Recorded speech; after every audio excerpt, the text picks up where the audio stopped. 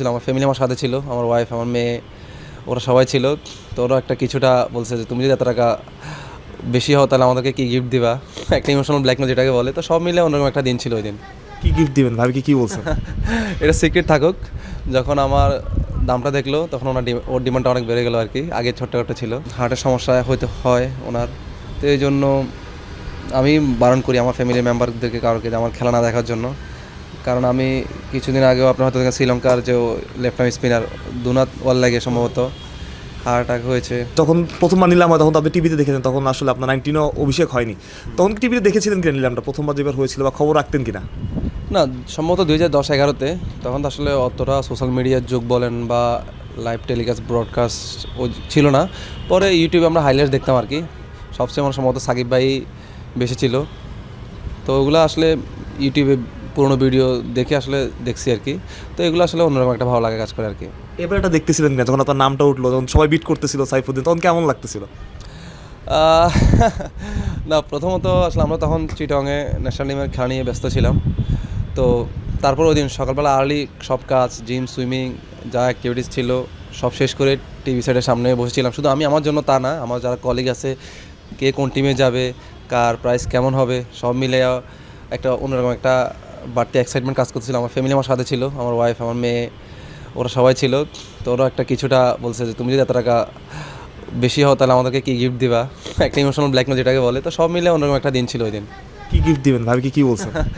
এটা সিক্রেট থাকুক। যখন আমার দামটা দেখলো তখন ওর ডিমান্ডটা অনেক বেড়ে গেলো আর কি। আগে ছোট্ট একটা ছিল। সাইফ ভাই, মানে আপনার ফ্যামিলি, মানে একটা সময় মানে মানুষের জীবনকে দুই ভাগে ভাগ করা যায়, যখন আপনার ফ্যামিলি হয়েছে এবং ফ্যামিলি হওয়ার আগে। আমরা যদি লক্ষ্য করি যে ফ্যামিলি হওয়ার পর পর আপনি যখন বিয়ে করছেন বা বাচ্চা কাচ্চা হয়েছে, তারপর থেকে আসলে আপনার পারফরমেন্স আরও ভালো হয়েছে মাঠে, এবং আপনার সব কিছুতে আমি যদি আপনার অনুশীলন দেখি, আপনি একাগ্রতা আরও বাড়ছে, একবার সোজা কথা বললে আর কি। আপনার কি মনে হয় যে এই যে ফ্যামিলি সাপোর্ট, ফ্যামিলির এরকম ছোটো ছোটো আবদারগুলো আসলে কাজে দেয় কিনা? দেখুন, আসলে আমরা অ্যাজ এ পুরুষ মানুষ সব কিছু করি তো আসলে ফ্যামিলির জন্য। বিয়ের আগে হোক সেটা ভাই বোন মাদের জন্য, বিয়ের পর আসলে একটা ফ্যামিলি হলে স্ত্রী সন্তান এদের জন্যই। তো সব কিছু আসলে ফ্যামিলি কেন্দ্রিকই। আসলে একটা সময় এখন যে আমি স্টেজে আছি আসলে তখন নিজের জন্য আর কোনো শখ আহ্লাদ কিছু নেই। এখন যেটা করব ফ্যামিলির জন্য, মা ভাই বোন বা স্ত্রী সন্তান এদের জন্যই। তো ওদেরকে জন্য কিছু করতে পারলে এটাই ভালো লাগে, এটা প্রত্যেক পুরুষের আমি মনে করি। তো তেমন কিছুই না। তার একটা জিনিস, হ্যাঁ, আসলে দিন শেষে হয়তো বা আমরা প্র্যাকটিস খেলা শেষে খুব বেশি বন্ধুবান্ধব বা আদার্স অ্যাক্টিভিটিস নিয়ে ব্যস্ত থাকতো। আসলে এখন বিয়ে করার পর হয়তো বা ফ্যামিলিকে একটু সময় দিতে হয়, ওদের ফিউচার নিয়ে চিন্তা করতে হয়। তো এইভাবে সব মিলিয়ে ক্যারিয়ার এবং ফ্যামিলি নিয়ে আসলে তখন অন্যদিকে আর চিন্তা করার খুব একটা সুযোগ থাকে না। আপনার বাচ্চা তো সাথে ছিল, মানে কথা বলতে পারে, মানে বলছে কিছু? না না, এখনও ওরকমভাবে না, হালকা পাতলা। বাট ক্রিকেটটা বুঝে টুকটাক, আমি খেললে বা যে কোনো খেলা দেখলে টিভি সেটের সামনে দাঁড়িয়ে থাকে। তো এই জিনিসগুলো আসলে সত্যি উপভোগ করার মতো। আপনি সবসময় আপনার মায়ের কথা বলেন, যে আপনার গাড়ির কেনার কথা বলছিলেন, যে আপনার প্রথম প্যাসেঞ্জার আপনার মা।